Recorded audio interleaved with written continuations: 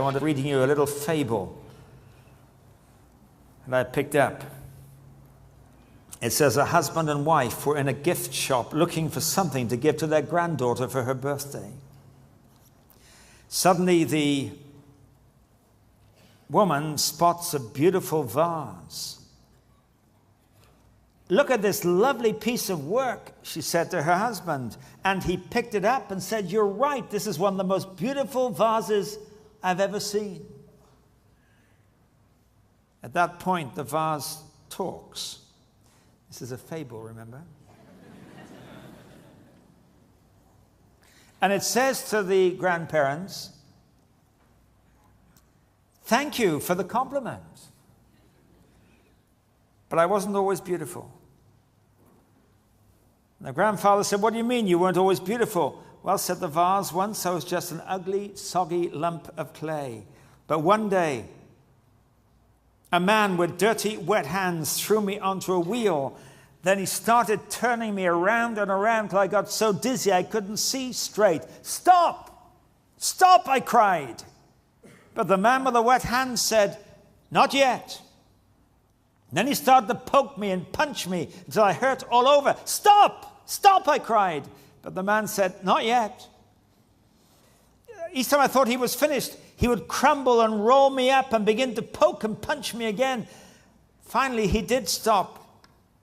But then he did something much worse. He put me into a furnace. It got hotter and hotter until I couldn't stand it. Stop! Stop, I cried. But the man said, not yet. Finally, when I thought I was going to burn up, the man took me out of the furnace. Then some lady began to paint me. And the fumes got so bad, they made me feel sick. Stop! Stop, I cried. Not yet, said the lady. Finally, she did stop. But then she gave me back to the man. And he put me back into that awful furnace. This time it was hotter than before. Stop! Stop, I cried. But the man said, not yet.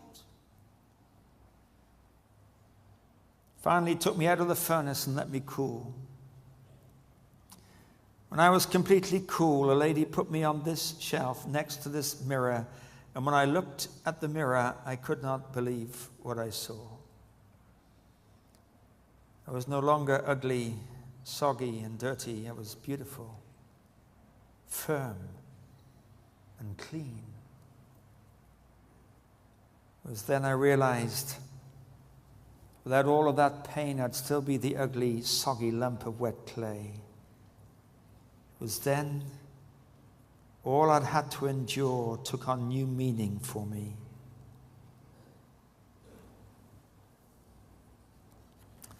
It's a bit twee, I know. But it's the picture of God taking the clay and molding it.